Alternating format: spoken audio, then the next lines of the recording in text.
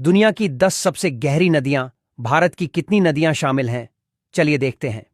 Number 10, Parana नदी। दक्षिण America में स्थित यह नदी ब्राजील, अर्जेंटीना और पराग्वे से होकर गुजरती है। नदी में कैटफिश और अन्य मछलियां पाई जाती हैं। इस नदी की गहराई 330 फीट यानी 100 मीटर तक है।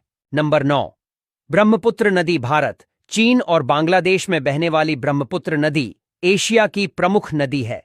इसका जल प्रवाह काफी तेज होता है और इसमें डॉल्फिन समेत कई प्रजातियों की मछलियां पाई जाती हैं। ब्रह्मपुत्र नदी की गहराई 380 फीट यानी 116 मीटर तक है। नंबर 8, लोअर रिपब्लिक नदी।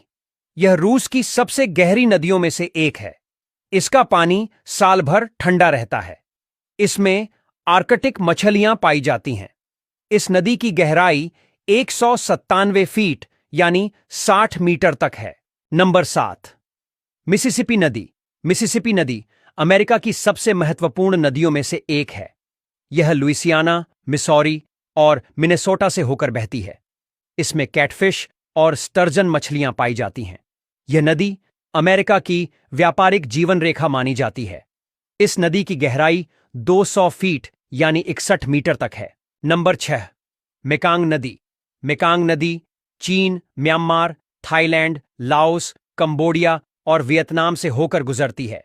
ये एशिया की सबसे प्रमुख नदियों में से एक है।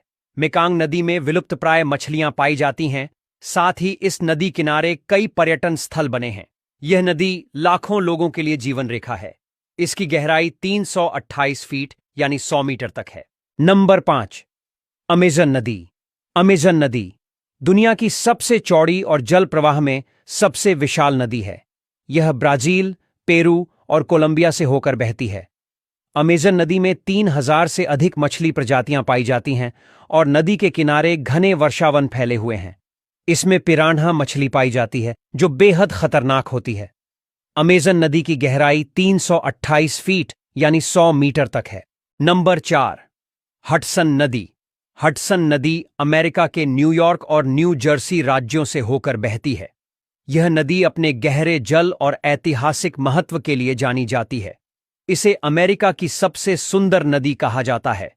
इसकी गहराई 216 फीट यानी 65 मीटर तक है।